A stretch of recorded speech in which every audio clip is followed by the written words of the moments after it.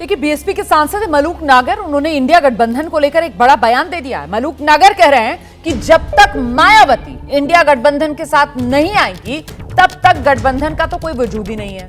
मलूक नागर का यह भी कहना है कि अगर मायावती को पीएम उम्मीदवार बनाया जाए गठबंधन की तरफ से, फिर वो जरूर इंडिया गठबंधन के साथ आ जाएंगी। सुनिए।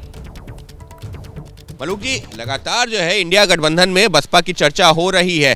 कहा यही जा रहा है कि बहन जी को सोचना चाहिए और इंडिया गठबंधन का हिस्सा बनना चाहिए। हालांकि समाजवादी पार्टी उसका विरोध भी कर चुकी है। जो कांग्रेस के बड़े नेता बीजेपी की 75 सीट मान रहे हैं, तो फिर ये देख क्यों रहे हैं?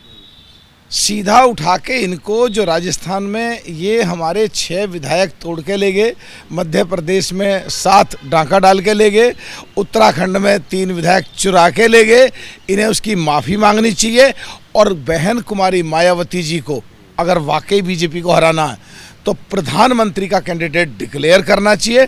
और जो 13.5% हमारा वोट है, अभी अब पिछले एमएलए के चुनाव में जो 40-41% समार आरएलडी का वोट था और 44% बीजेपी का वोट था, 40-41 वो हो और 13.5 हमारा हो जाओ और 1% के करीब 2% के करीब जो कांग्रेस का वो हो जाओ, तो उठा के बैठ जाता है 55-56%। फिर उल्टा हो जाएगा, 75 अपनी गठबंधन की हो जाएंगी और 100% 60 से तो ऊपर होंगी ही होंगी और बीजेपी साफ हो जाएगी। और यूपी से बीजेपी साफ तो पूरे देश से बीजेपी साफ।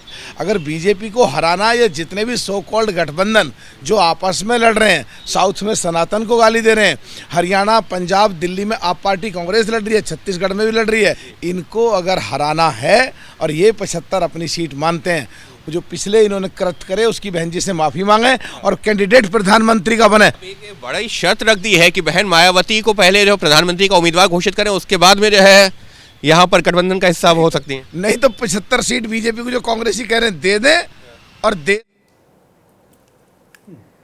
तो ये बड़ा पीएम पद वाला जो ऑफर वाला एंगल है वो लेकर आ गए यहाँ पर मलूक नागर। इस पर आगे बातचीत करेंगे।